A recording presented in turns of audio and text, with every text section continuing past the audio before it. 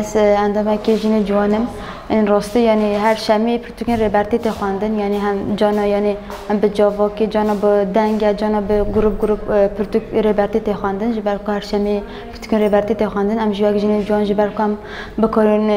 ربرتی فهم بکن بکارن خانزی که ربرتی بکن یعنی جبوی جم پرتوکن ربرتی یعنی تخوازین دالیان پیشکتنه ده دالیان فکری ده دالیان پیشکتنه ده خب پیش بخین جبر وندجی یعنی هم پرتوکن ربرتی تخوینین یعنی آرمان جماعه و کم بکارن خب پیش بخین نیچه بر کو فهم کردن آد جیانا ربرتی هم بکنیم فهم بکنیم دکان خان نزدیکی ربرتی بکنیم یعنی جبر کو تکوشینا جن یعنی جبر کو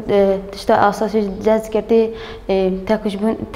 تکوشینا جنانت و جن بکنیم خب پیش بخن ج سربی اساسی جم یعنی پرتوکن ربرتی دخوینین هر اساس در دشمن دخوازم از ربرتی قد بکه یعنی جبر کو یعنی ج فلسفه و ج چنداوی عودی دخوازه ما قد بخیر جبر و یعنی افجوک چالاکه که یعنی برای دشمن اینم بکارین ربرتی فهم بکن و فکر ربرتی بدین آواکرین و بدین جان کردن در هر پارچه کردستان ده سربی اساسی همچه دست به پرتوکن ربرتی خواندنه دیگه. ابدیام اکو آوا یعنی هر جنه که جوان هر پارچه که نوی جواکی یعنی به پرتوکن ربرتی بخوینه و جخای لپرتوکانه تخواندن یعنی ابدیام اکو آوا یعنی هر جنه که جوان بکاره به هر شمی پرتوکن ربرتی بخوینه و جبو هم جبو خو هم جبو جانه که آزاد و کف بکارن و بکارن فلسفه و ربرتی بدون آواکرین و بدون جان کردن. نوی ما آخرین از جوک جنه جوانی مخموره تبلیغ روزه پرتوکاندنی ربرا بوده بم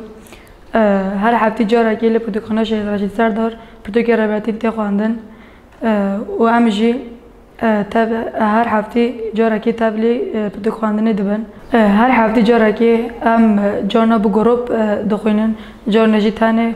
و جان نجی گوهدار دکن آرمان جمع واکو هم هین زدتر ربرا بو فهم بکن بانگوازی هم واکو هین زدتر هر هفته جاره که جن و جنن جانن مخموره تبلیغ روزه پرتوکن خواندن پرتوکن ربرتی ببن.